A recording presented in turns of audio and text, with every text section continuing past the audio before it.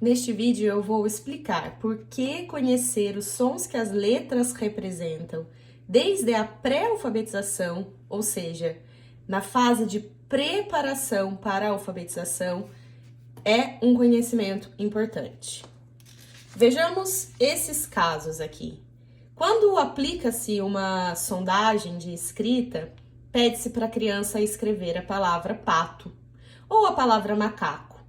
E a criança vai lá e estabelece A-O ou A-O. Ou ainda, para a palavra cabelo, ela utiliza algumas consoantes, como K-B-O. Ou aqui, H-T-O para gato. O que a criança está tentando fazer aqui?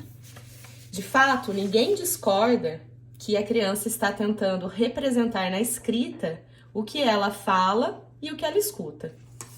E de fato, nas palavras aqui como em pato, representadas por AO ou AAO em macaco, as vogais elas são os sons mais salientes da palavra.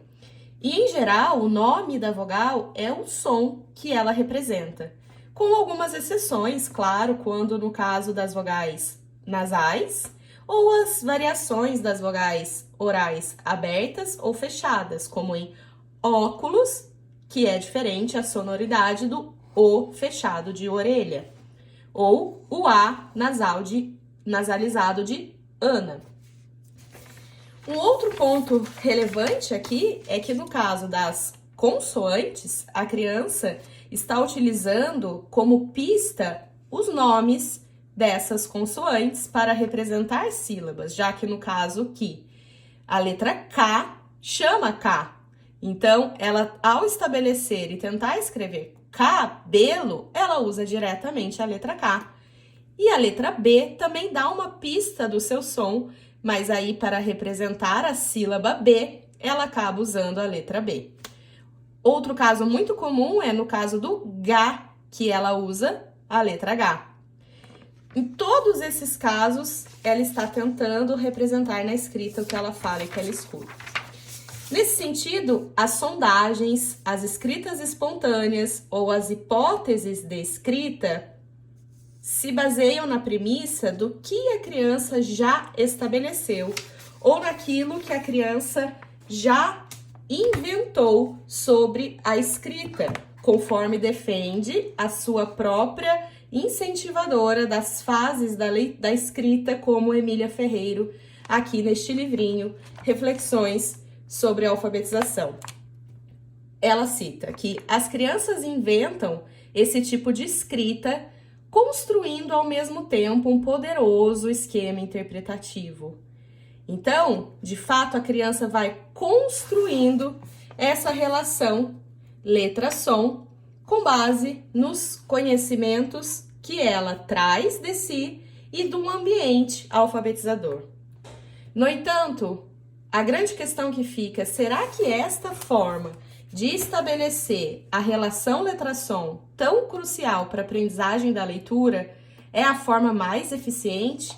Depender do que a criança constrói ou inventa, construindo ao mesmo tempo em que se apodera de um esquema interpretativo? Ou, eu pergunto para você, o mais eficiente não seria apresentar desde o início sons que as letras representam e desta forma deixar a criança pronta para fazer essas codificações no papel, ou ainda ela ser capaz de decodificar palavras a partir desse conhecimento explícito que é dado para ela anteriormente. Esse conhecimento de que as letras representam sons, valores sonoros da nossa fala. Para isso, a criança precisa também estabelecer e consolidar o princípio alfabético e, claro, desenvolver a consciência fonêmica de que as palavras, elas não são compostas apenas por sílabas, mas por unidades ainda menores que são os fonemas. Este conhecimento que as palavras são compostas por fonemas e que essas letras representam sons não é natural para a maioria das crianças. E por este motivo que a maioria das crianças ficam no caminho e não conseguem alfabetizar. Aliás, esse é um dos maiores motivos do fracasso na alfabetização, quando a criança não consegue sozinha estabelecer essa relação letra e som. Desta forma, a base segura para garantir que a criança vai estabelecer essa relação letra-som é ensinar de forma explícita desde o início da pré-alfabetização os sons que cada uma das letras representam, para que ela seja capaz de efetivamente ler e escrever corretamente.